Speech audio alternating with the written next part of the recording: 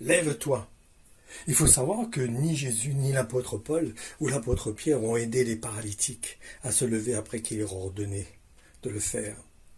Dans Actes chapitre 14 au verset 10, il nous est dit, il leur commanda d'une voix forte, lève-toi, tiens-toi droit sur tes pieds. D'un bond, il fut debout et se mit à marcher. Mais quelle est la raison de cela? C'est pour que la gloire revienne entièrement à Dieu en fait. Et aussi pour que la bénédiction que reçoit une personne vienne uniquement d'une démarche de sa foi, et donc sans l'intervention directe de l'homme. Car il est évident que Dieu n'a pas besoin d'un coup de main pour guérir quelqu'un.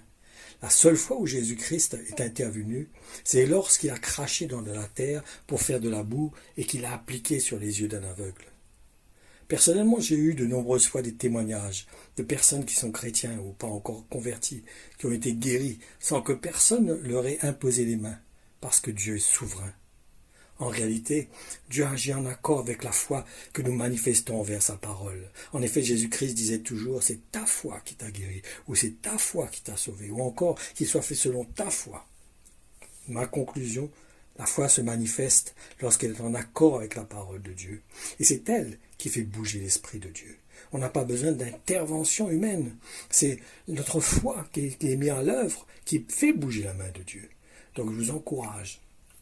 Manifestons cette foi. Manifestons cette confiance dans le Seigneur. Jésus disait, est-ce que dans les derniers temps, est-ce que je vais trouver cette confiance dans le cœur de l'homme? Est-ce que je vais trouver des hommes qui placent leur confiance, qui ont confiance en moi?